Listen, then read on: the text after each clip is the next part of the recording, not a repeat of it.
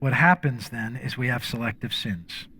I've shared with you before, I think we will get down the road, and I think 100 years from now, I do believe people will look at abortion and they'll think that it was antiquated,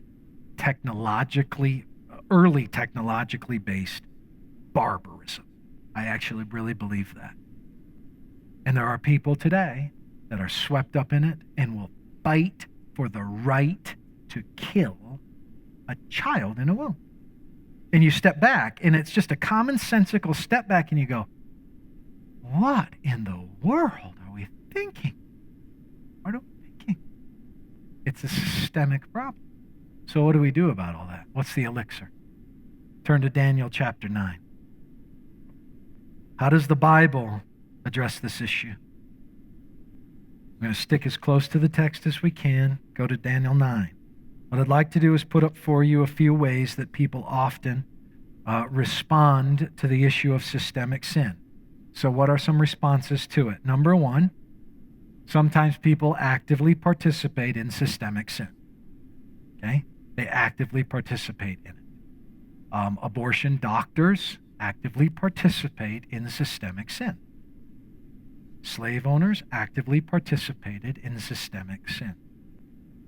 Pastors who had black people in the South sit up in the balcony rather than on the floor actively participated in systemic sin. Okay? You can work your way through it, right? People who right now are saying, if you don't say to that girl who wants to identify as a boy that she is a boy and begin to change your pronouns and how you talk and coerce your speech for that individual, they are actively participating in systemic sin, violating the natural law and the nature of God. Passively complicit in systemic sin. I'm sorry, you need to get seated up in the balcony. And the white parishioner at that time sits down there and never says, that's wrong. Did they make them sit up there? No. Did they stop that? No. They were passively complicit. Passively complicit. So we see that happen in a host of ways, in various things to do with all kinds of social sin. Naive ignorance, or naively ignorant to systemic sin. You're just unaware. You don't know what you don't know.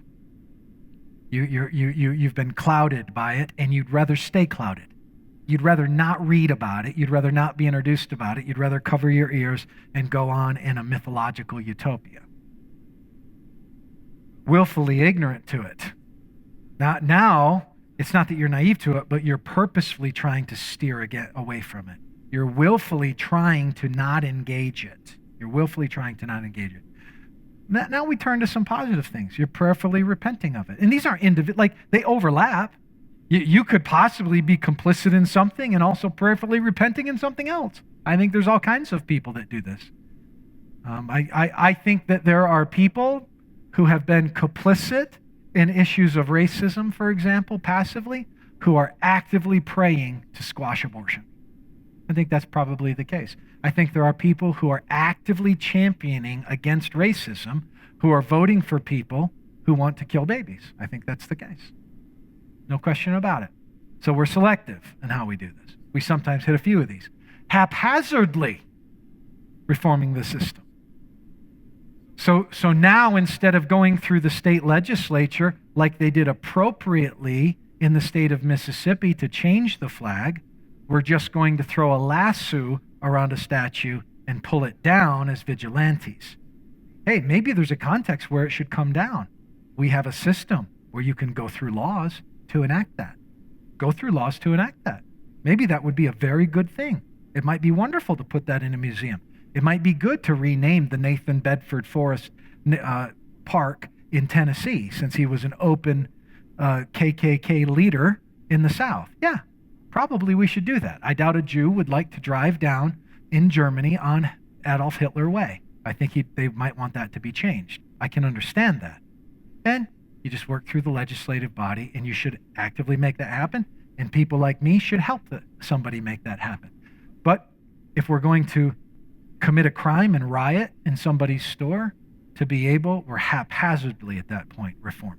We're not happening to it in a way that fits a biblical way of happening to a system. There are ways we can help bring it about. And so that gets us to strategically reforming systemic sin. This is in some way where we should all be. We should all be in prayerfully repenting of systemic sin and strategically reforming it.